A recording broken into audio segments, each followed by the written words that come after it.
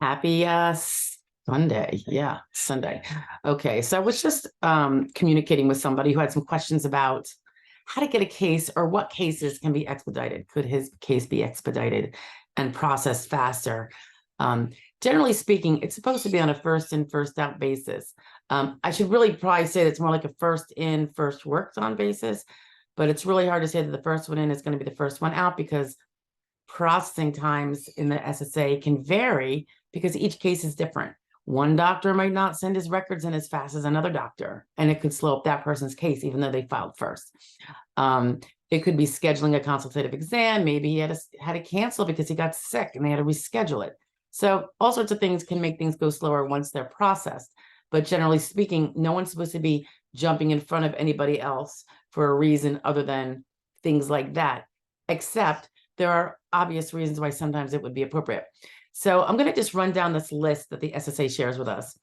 And then I will talk about one in particular, and I will try to get to other ones in different videos, maybe as they come up or as time is available.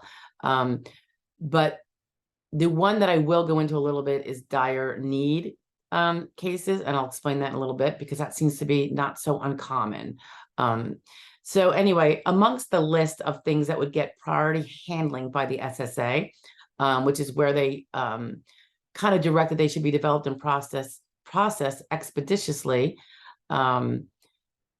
they include compassionate allowance cases, critical cases, dire need cases, and that's the one we're going to go into a little bit, presumptive disability or blindness, administrative law judge hearing cases, appeals council cases, homeless cases, terminal illness cases, also known as TERI, inquiries from public officials, delayed cases, military causality, wounded warrior, permanent and total cases, and quick disability determination cases. Okay, so going back up to the dire need cases, let's just go over those. And you can get more detail on those at DI 23020.005. Oops, nope, I'm sorry, that was critical cases. 2320030 is for dire need. So when you go to that, they give you a little quick blurb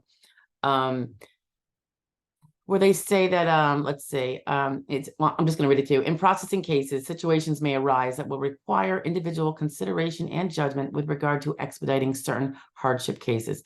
So dire need tends to be a hardship beyond what everyone is going through, which is being disabled and not being able to work substantially. Okay. It says, while most disability cases would be described as hardship situations, the decision to expedite processing may defeat the effectiveness of any priority plan for the processing of cases. Therefore, the facts of a given case, in consideration of the estimated time in which such a case may be expected to be processed, i.e. additional development required, consultation, etc., should be carefully weighed when determining whether a case should be given priority processing. So that's in a hardship situation. So an example of when this has come up. Okay, and this is actually an example of when not to try to say you have a dire need unless you actually do. Some of the things that it would involve might include if you are about to lose housing and you have no place to go. So that could be a mortgage foreclosure. And in my experience, they want to see that legal action has started. I don't see them detailing that here, but we can look elsewise to see if there's any of that in the POMs and stuff. But every time we have used that, the judge, and it's always been by the time it's getting to a hearing, because by then they've gone through initial and recon, and now they really haven't been able to pay their mortgage. So the judge, in my experience, has wanted to see that something has happened legally. Because, sometimes when we don't pay our mortgage, it can go years before they do anything. There was such a backlog at one time. I'm sure probably during COVID included. So just because you're behind your mortgage isn't necessarily going to get you there.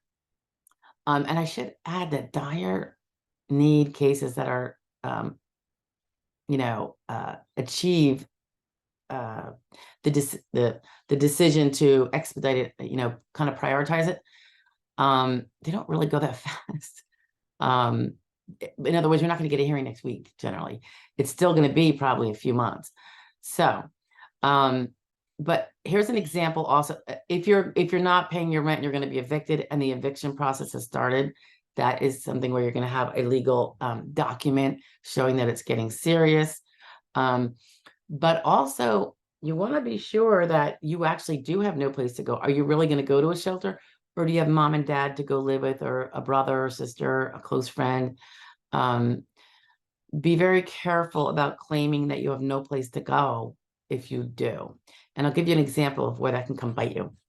I had a case, this is many years ago now, and she told me that she was getting evicted because she couldn't pay her rent, and she had no place to go. So she asked, you know, can they speed it up? So I relayed that to the judge at the hearing, and I think the judge did make it a priority to get scheduled, which they do that. It's still going to be a couple months away, right?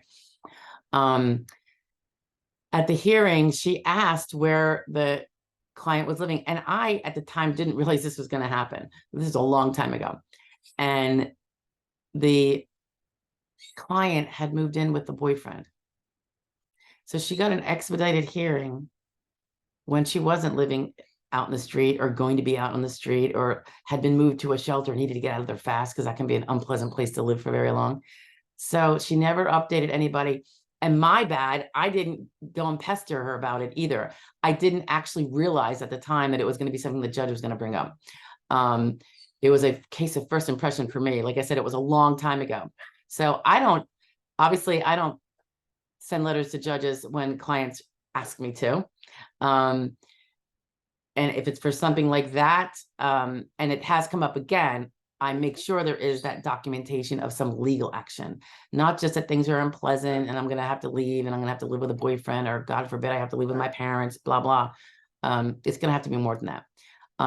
And the judge was really definitely not very pleased with the fact that the client had requested dire need expedition because of having nowhere to go, and then she was living with a boyfriend. So you can really, and I think she lost that case. We ended up refiling and then prevailing, but you know, and the judge made it clear that any decision she made would not be affected by the living situation and the fact that it was expedited, and she didn't, as soon as she moved in with her boyfriend, change the request for the dire need expedition. So she said that, and I believe her. I mean, the case was very tough at that time to begin with. I mean, it was able to be improved upon, evidence-wise, when the claimant followed directions a bit better. But you know, you really don't want to tick off your judge. So you're going to want to have some sort of legal action has been taken, or you're living in a shelter. I mean, if you are, you are. If you're living in your car, I suppose that might work too, but you're going to have to probably, if I were to do it for somebody now, I would have that legal documentation.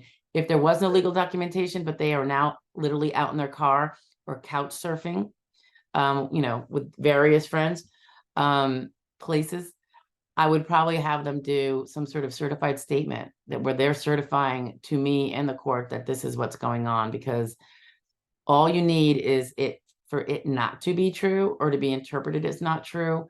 And you just don't want to have that reflection on you. It kind of hurts the credibility. So dire need oftentimes is losing housing with no place to go. Okay. They don't want to see people lose their mortgages either. Like it's one thing to get evicted when you're renting, because you're renting, you'll rent again. When you have a mortgage, that means you had or could have equity in a home. You might never have that again once you're on more limited income. But if you already have it, rather than having to then be a renter the rest of your life, you can continue paying your mortgage if you get